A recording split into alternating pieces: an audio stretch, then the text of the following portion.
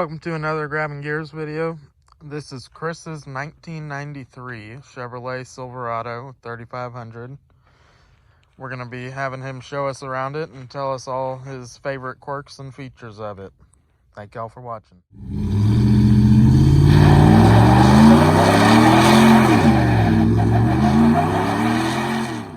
How you doing? My name is Chris, and this is my 1993 Chevrolet C3500. I bought it, I think this is my second year owning it. Within the first year I blew up the engine, but I'll get back to that later. I bought it for work. I had a half ton, but it wouldn't do what I needed it to do. The back seat was an extended cab, too small, so I got the crew cab. It's got a 6.5 liter Detroit. A lot of people will say that it's not a Detroit, but this is a true Detroit block. NV4500 paired to a 14 bolt in the rear, 10.5 inch. I picked it up from a guy. They used it for hot shotting, which I found out very fast when I got on the highway, and at 60 the thing screams at 2600 RPM. Later did he tell me that it's got 513 gears in it. I've driven this, I've driven it to West Virginia, Ohio, West Texas, North Carolina, which I actually just got back from a couple weeks ago. And it's taken me everywhere. It's been a pretty decent truck. Fuel mileage is better than a 454. Torque is okay, but there's a couple of things going on with it. Like, if you'll notice right here, that's not a scratch. The paint chipped off when it decided that it wanted to pop the lower ball joint out of the socket. The whole spindle rotated up like that, pushed the fender out, and that's why the hood is not flat right here. This crack right here, yeah, it's factory. This popped off right here. I popped my clutch line, and we were pushing the truck, and someone decided to grab it from right here, and the plastic just cracked off. This truck has had a few different things going on with the bed in its lifetime. Well, since I've had it. I don't know what the previous owner did, but that's beside the point. When I first bought it, it didn't have anything. The tailgate was actually different. It had a gooseneck tailgate with a big cutout. And then I put a toolbox in it, and then I bought stacks, which were kind of put together as a headache rack, but not really, because it was still wide open in the middle, but it was pretty cool. But then I found this, which is a toolbox and a 70-gallon drag-up tank, but the stacks did not fit with the toolbox, and so I had to ditch the stacks. So walk us through this current toolbox. Do you have to stop to refuel your truck? So I will fuel it at just once, and I'll fill the main tank at the bottom on the frame, and I'll close the valve that allows this to gravity feed, and then I'll fill this up. And so what I'll do is I'll hit the road until my main tank is empty, pull over, open the valve, and then I'm good to go for like 700 or 800 miles. I drove back from North Carolina all the way here with only one stop, and that was to open that valve. Okay, so basically it's a gravity fed system. It is, yes. And it starts, you fill it from the top down, basically. Yes, I can show you where you fill it. Sure, I think we'd like to see that. You can clearly see where the toolbox ends and the fuel tank begins. But is this side just all your fueling stuff over here? Yeah, this is all fueling, and then this is all tools. I had some other tools in there, but they got taken out. There used to be a transfer pump, but the previous owner did not have it when he sold it to me. I wanted to get another one, but if it's a strictly drag-up tank, then I'm just going to leave it like that. I put a plug in it, never have to worry about it. And then if you look down here, you can see the valve with the rubber line that goes down to my filler neck. And so when I fill it, I'll close that, and then I'll fill my main tank. And then once my main tank's empty, I just open it like that and it fuels. Okay. So, do you ever use this gas cap? I use this one. I only use this one for like road trips or long hauls or something like that. Other than that, that stays empty? Yeah. Okay. I like to keep it empty just to try and keep it clean because I don't want to be running dirty fuel through it. Fair enough. Why don't you talk us through all your stickers back here? So, the 1, 2, 3, and 400,000 mile. When I bought the truck, the odometer said 415,000 miles. I later found out that it was closer to 782,000 miles, so I'm missing a few stickers here. Well, that's the important part. You just need the extra stickers, right? I've got the extra stickers laying around, just too lazy to put them on. Detroit diesel power, because that's what powers this. We'll get to that later. And then your standard, teenager to early 20s kid stickers. You got the old row, the Yeti. And then I've got my laborers union sticker right there in the middle. Cool. So the mirrors, they were obviously not stock.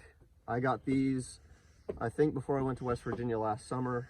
And what year are those from? A 2013-ish? Yeah, 2007 and a half, 2008 to 2013 or 14. Okay, so not this latest body style, but the one I think it's before. 2 or 3 body styles back. Okay. And these are actually powered. This truck in 1993 would have been top of the line. Power mirrors, power locks, power windows. I put in a keyless entry system. I think it was factory, but mine didn't have it. The headlight switch, they break off easy, so that's why that is like that. But it's a work truck. It's fine. So. Thought you said this was top of the line, not a work truck.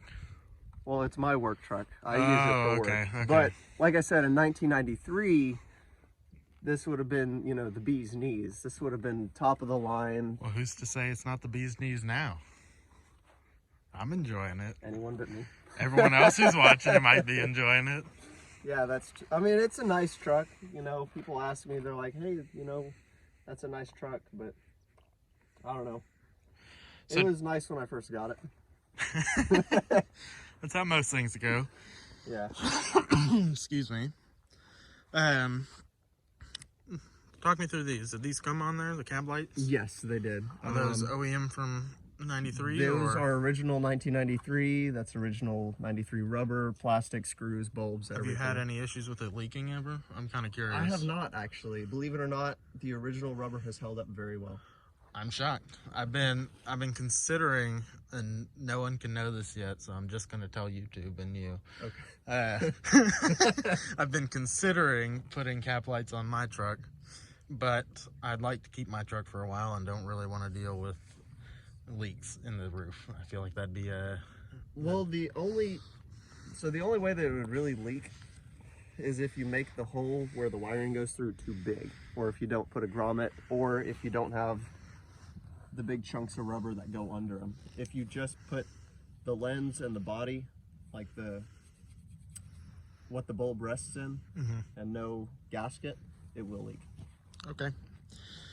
All right, what else have you done here? I got new tires. Yeah, didn't this come with a commercial, like 18-wheeler tires? It came with Michelin XPS ribs. They were a 235, 85, 16, and they were old. They were dry rotted, but they got me all the way to West Virginia with a 30-foot travel trailer.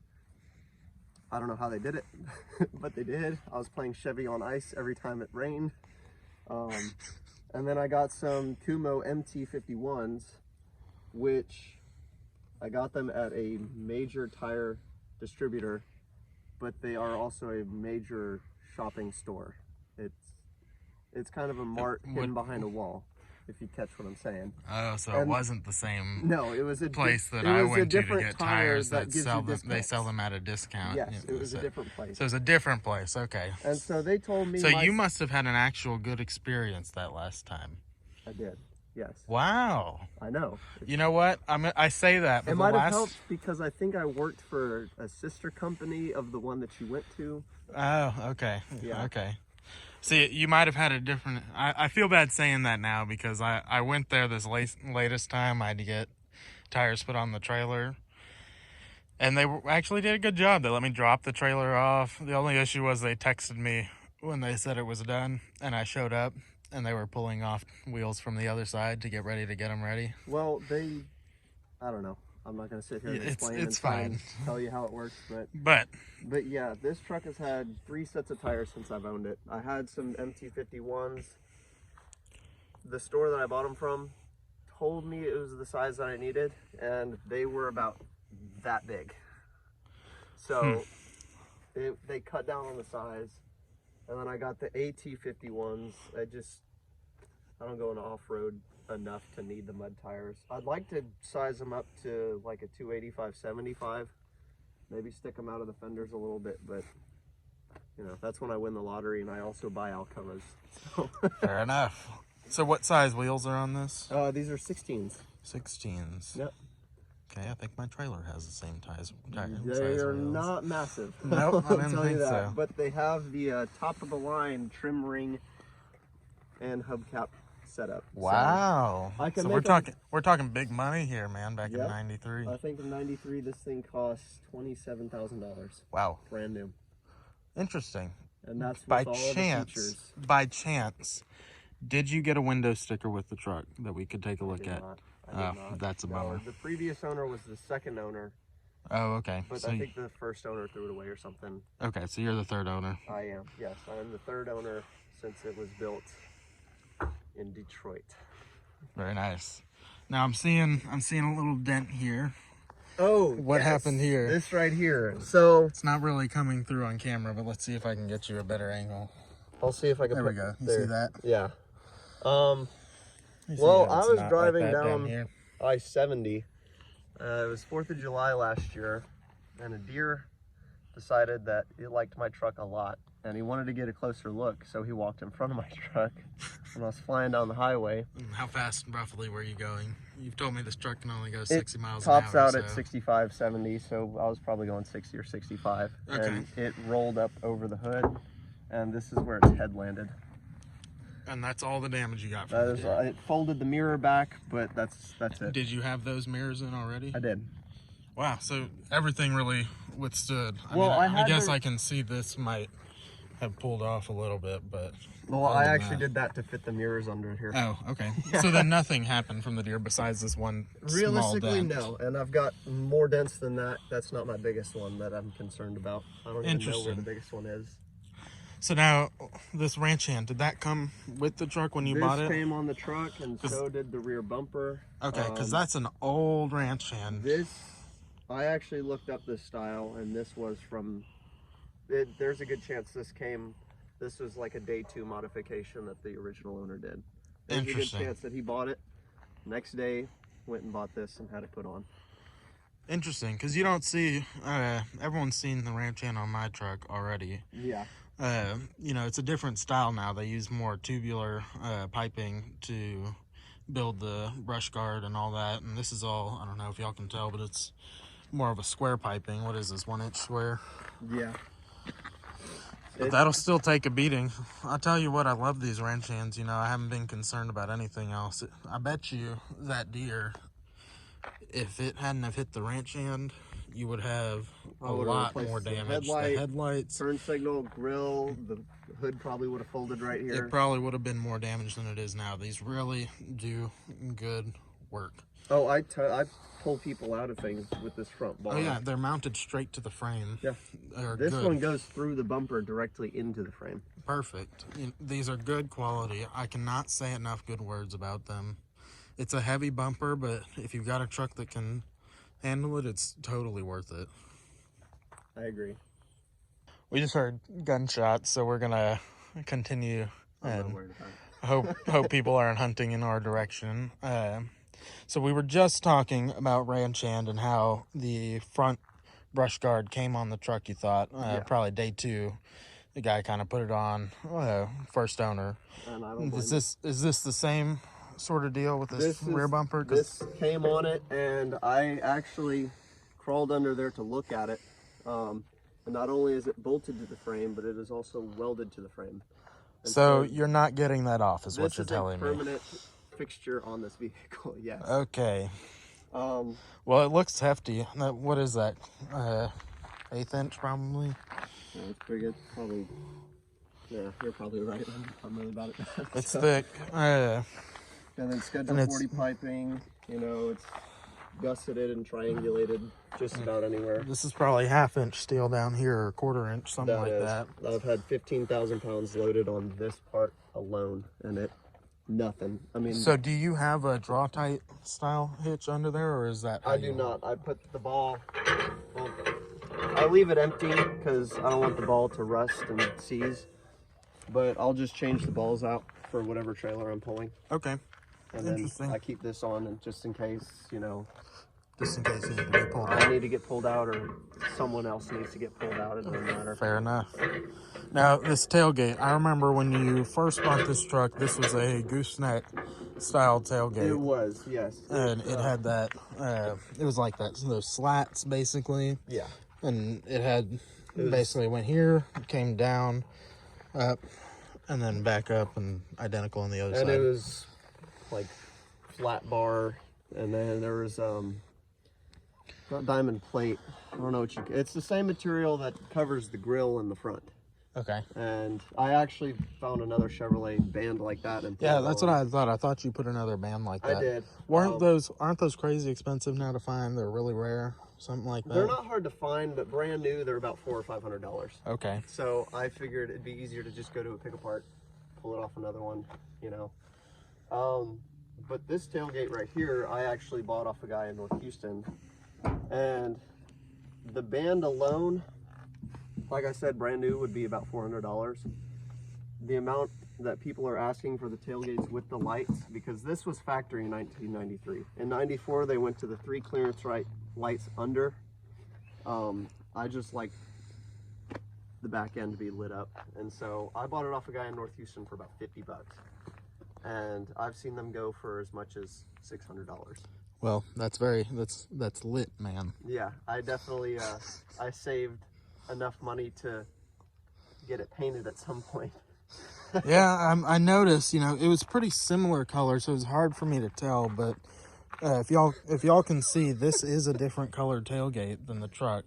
So I didn't think this came factory on the truck. I thought I had remembered something else, but yeah, now that I'm looking at it, it definitely is a different tailgate, different paint code too. Now, I didn't realize,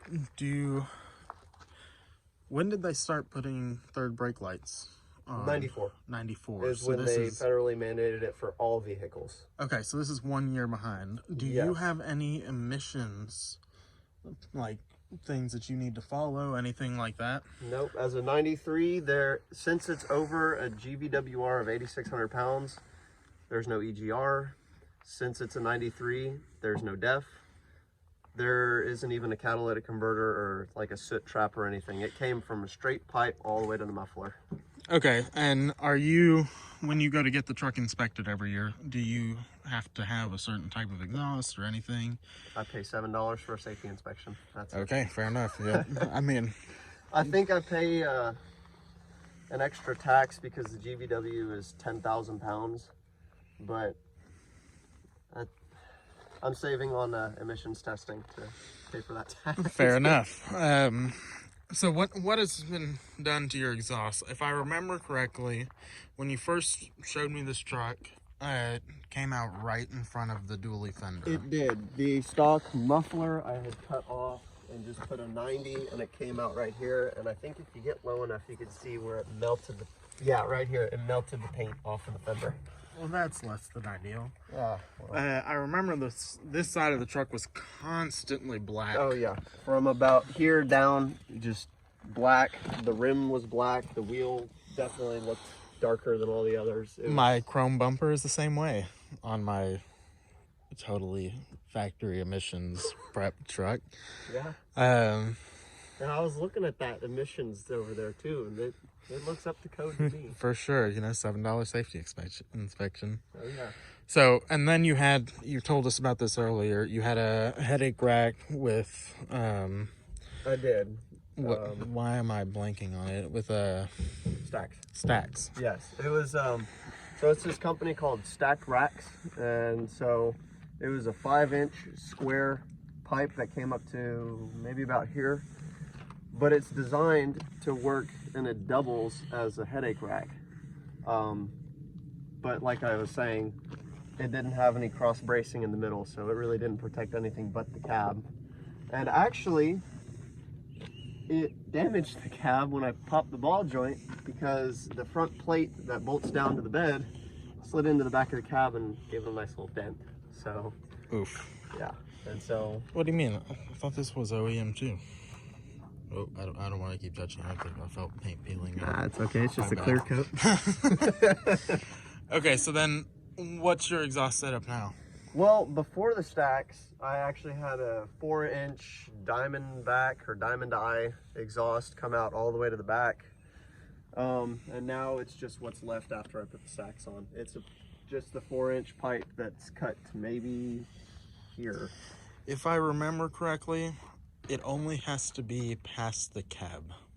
Yeah. So it's legal. It's legal.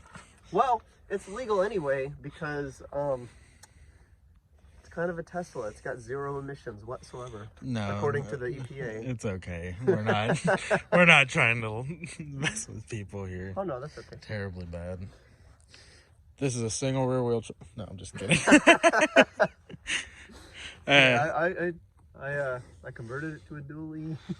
So, what's your least favorite part about this truck? Is it, I would think owning a dually, mine would be tires, because I'd have to put on 6 tires instead of 4. Is that really? It's really not that big a deal, honestly. I mean, yes, it is more expensive, but if you get decent tires and you keep it aligned and you rotate it, they last just as long. And fun fact about dualies, you do not actually need these outside tires unless you're hauling. I've seen people run just the 2 insides and the 2 fronts. I have 2 and it looks really dumb. I'm just gonna say that. It does look dumb, but if you can't buy a new tire yet, you know, you really don't need it. Unless you're hauling. That's where the dually really comes in. It's more stable. Fair enough. And it's actually, from what I've been told, it's a little bit easier on the outside tires if you run them like 5 psi lower than the insides.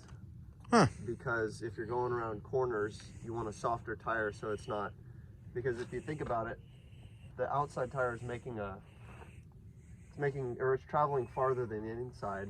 Yep. And so if it's softer, then I don't know, it doesn't wear as fast. I don't know the science behind it. That's just what I was told, and it seems to work for me. Well, fair enough. Well, if it works for you, that's what's important. Yeah.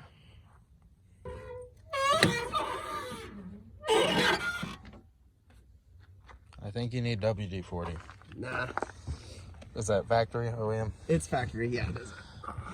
Okay, so walk me through your interior. This is, in fact, a crew cab truck, and that is fairly rare, if I'm not mistaken, to find on these. In '93, I believe 2% of all brand new Chevrolets were crew cabs. Amazing. So how did you find one that was in such pristine condition until you got a hold of it?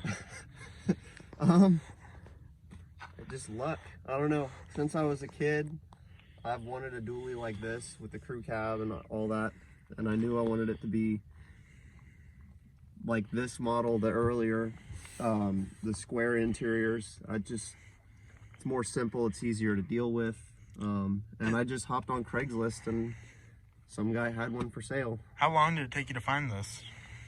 How long did you search before you found it? Probably about 2 months. Okay. And he put it up, and then he actually took it down because he sold it, supposedly, and then the buyer backed out. And so then that's when I came in and said, I'd like to buy your truck. Fair enough. And this is basically, besides the captain's chairs, your old truck had a bench seat. But besides that, this is almost the exact same interior. It's red on red. Am I right about that? Yes, except for the previous owner replaced the dashboard with a blue one. But that's a little odd, but I don't mind it fine. because I've got a red, white, and blue theme going on with this truck. Sure. So okay. That's the way I see it. I'll accept that spin. We'll work with that. So, but yeah, it's almost all factory. It did have a bench seat, but I found these at a pick apart, and they were actually out of a Peterbilt, and then someone put them in a Suburban, and then I took them and put them in here. The Suburbans from these years share a lot of the same parts, if I'm not mistaken. They do, yes. And the 1500s and all that. Well, the 1500s and the 2500s, they went up to extended cabs, but if you wanted to be more comparable to anything else, it would be of the Suburbans, because the crew cabs, I think the cabs are like 2 inches wider, as are the Suburbans. And then they've got the 4 window switches over here, as opposed to they would be on the door panel if it was just an extended cab. But, okay. And then, let's see, it had a different radio in when I put it in, or when I bought it. Changed it out for a Kenwood because... Is that Bluetooth? It is, yes. Awesome. That's a great added. And I see you've done something with the speakers too, or these Sony? It's got Sony Explodes. It's only got 4x6s because that's the factory size, but I don't need them that loud. That's okay. CB radio. I see a CB radio. Yes, I got that. I see an antenna on top too. I got that for my 18th birthday, and I have used it a lot since I got it. Cool. Do you use it to find traffic incidents with big rigs? Traffic, weather, speed traps, which isn't entirely legal, but you know, I like to, I can't speed in the truck anyway. I just like to know where I need to get over. What do you mean? You said you could go 65, 70. You know, there's 35-mile-an-hour speed limits. Okay, well, I mean on the highway. Okay. You didn't specify. Yeah. Now, I do see something very interesting about this truck, which you don't see anymore, and it's a fun stick. It is, yes. What? Tell me about it. Is it a 6-speed? It is a 5-speed 5-speed NV 4500, but Okay. what General Motors called it was a manual transmission with a low gear and an overdrive. They called it a 3-speed with a low and overdrive. Okay, so first is granny gear, basically. Yes, Okay. I think the gear ratio is somewhere in 6.34 to 1. Interesting. And that really is fun with the 513 rear gears because that's a torque multiplier of about 11. Wow. So it'll pull some stuff if you really need it to. Yeah, and it seems like a nice truck. Now, is this... Never mind, we already talked about this. This is your CB radio. Yeah, that's the microphone. Let's see what else. What's else? I think I see behind that welding mask and the lineman's helmet, I'm pretty sure I see a gun rack. Is that That what is that a gun rack. Indeed it is. I got that, believe it or not, at Walmart in Muskogee, Oklahoma for $10. I think you'll have to tell me again. I don't know if I picked it up. In Muskogee, you picked it up for $10 at Walmart. $10. It was the last one that they had, and I knew I had to have it. I love this helmet. I do too. That It's thing. got Bucky's. And then I think if I could get to it, behind the back seat. Oh, you got room back here too. Single 10 or 12 inch powered sub. It's a kicker. Got it at Walmart for like 150 bucks. Fair enough. It's not, I mean, it's enough sound for me. Just wakes it up. Trouble seeing it, but that's okay. It's getting dark. Yeah. So I'm sorry about the poor quality. Now, clearly this is a work truck, so Yes, it's not clearly it going to is. be immensely clean. The last time it was clean was when I bought it. Fair enough. All right. So work truck, but it's a nice work truck. It And is. It was This top is- of the line. this is what you would have seen the contractors and the foremans rolling around in 1993. Awesome. Well, we like it. At least I do. I love the crew cab. That's a spacious back seat too, for what it is. I think that seat is all the way back, and I've sat behind it, and I've got, you know, almost 8 inches of legroom. Wow. It's for what year it is, it's a pretty decent sized cab. Yeah, it seems like it. It really does. It's a change.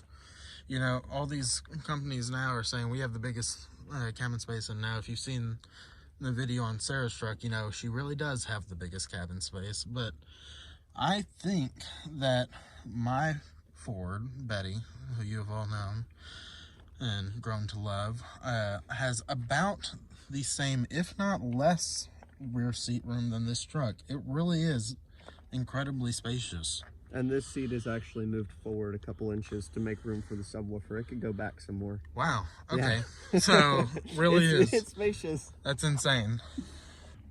Okay, so now, last but not least, we're going to look at this beautiful 6.5 Detroit diesel. He says he has a trick for opening the hood. Let's see what it is. It's 3 hits. You start here, here, and there. So, oh, sometimes you only need 2. Okay, his trick has been foiled on camera, everybody. So there's no light. What the heck? I'm growing so used to light on these new vehicles that I always drive. So that we could get some light. How's that? All right, that'll work. Quality. So, there we go. Okay, look. Okay, so now we have a work light up here. And so we're looking at this engine, and this is, in fact, the 6.5 Detroit diesel. It's covered by some stuff. I really did think this would be more open than it is, but it was. I mean, the size was comparable. I think it's 396 cubic inches, which is not much less than a 454. Well, no, I just figured, because this is a mechanical diesel. Am I wrong about that? No, you're not. Okay, so it is a mechanical. One wire to run it. I thought that there would be less electronic stuff around it, but I was wrong. Because, you know, if you've looked under the engine bay of my truck, you've seen, you know, half the motor is stuffed in under your feet. There's not much space in there at all. But at least we do have the motor all the way out. Is this fairly easy to work on, would you say? I mean, I like it. It's not that hard to work on, but, you know, it has its ups and downs, I guess. Fair enough. It's hard to do the valve covers because you have to take the intake off, to take the injector lines off, to take the valve covers off. So those gaskets are kind of a pain. That's why there's oil everywhere. Fair enough. But everything's just up there in front, easy to work on. Alternator takes 2 bolts. Fuel filter is right here. It unscrews, comes out of the top, so you don't have to worry about, well, I mean, you still have to prime the fuel system, but it doesn't take as long. I see my favorite part, I think. Is this my turbo right here? The turbski, yeah. Wow. That's the turbo. I actually blew up the turbo last year as well. So you've blown up the motor, the turbo, and the front suspension? Yeah. Okay. It's coming together, though. We're working on it. This engine is not the one that was in it when I bought it, because that one, I split the crank in 3 and it scored the cylinders, and so it was gone beyond repair. But this is a true Detroit block. It's a 599 casting, which from what I've heard is the best casting to use. Full rebuild, new crank, pistons, rods, bearings, everything. I wasn't taking a chance with this one. Well, we don't like to take chances with reliability, especially when it's your daily driver. Oh yeah, or especially if I'm driving 1,000+ miles and I don't want to be stranded somewhere. Especially when you're pulling a trailer consistently to go to the job site. Yeah. Now, everybody, this is a diesel, 1 battery. It may shock you, yes, but there are more than 1 battery. 2 batteries. So even back in the day when it was a mechanical engine, they still had 2 batteries to start diesels. I figured this would be easier to start, but I guess I'm wrong. From what I have been told by mechanics that work on these, one of them is reserve power for the glow plugs. Interesting. So realistically, if you weren't running the glow plugs, you only needed 1 battery to run it. Okay. But when you turned it over earlier, and I'll play that clip again, you cycled the glow plugs twice, and then, could I get you to turn this down slightly? Just turn it down like that, yep. You cycled the glow plugs twice, and then the thing fired up, I think quicker than my truck does, to be honest with you. That was insane. What the heck? Well, I think it's just my personal opinion, but since they also put these motors in the Humvees that the military uses, they wanted the military to just be able to jump in, crank it, and go. And so that's why I think this one starts so fast. That, and it's got, you know, all new internals, block's been redone, so it's just newer on the inside. But it cracks off relatively fast. I was agree with you on impressed. that. Yeah. There was no whining, no trying. It just did. Yeah, and that's kind of why I bought the truck, because when I first went to go look at it, that's how it started, and I know that's how I want my trucks to be. And it was cold last night too. Last night it got down to 39 degrees, 37, Yeah, something somewhere like in that. And we hadn't started the truck since earlier that day, yesterday. And it's still fired right up. You did tell me, though, when it is below 40 degrees, it has trouble starting up. Is that right? If I'm starting it in below 40, I will have to cycle the glow plugs a couple of times, more than twice. Or I could just plug it in for 30 minutes to an hour, which, if you look down here, I've got the plug. What's sitting right here in the bump? There it is. So that just, I plug it in right at the front, and then that way, if I forget to unplug it when I leave somewhere and I'm backing away, it kind of unplugs itself. Okay. Yeah, no, it doesn't like cold, and I don't blame it. I don't either. Fair enough. Yeah, I don't think many of us do, especially when you're from Texas like us. Yeah. Okay, so I guess since it is, in fact, getting very close to dark, I will ask you, is there anything else you have to show us about this truck? Anything you want to tell us? What are your final parting thoughts? I mean, it's a good truck. It's been good to me, and you know, obviously with the crank and the clutch line and all that, there has been some hard times, but you know, it gets me through what I need it to get to. It hasn't left me stranded in the middle of nowhere. If it has broken down, it's always been conveniently close, almost suspiciously close to somewhere that I needed to be. It gets decent gas mileage. I think on the way out here I was getting upwards of like 19 to 21, somewhere in there. But it's a good truck. I like it. Awesome. Well, we really appreciate you showing it to us. Oh, anytime. Thank you very much. And we would love to see your other truck on here if you have time to, and possibly your wife's Suburban. Oh, yes. So By all thank means. you again for bringing this truck all the way out here, and we'll see you next time. Thanks, guys.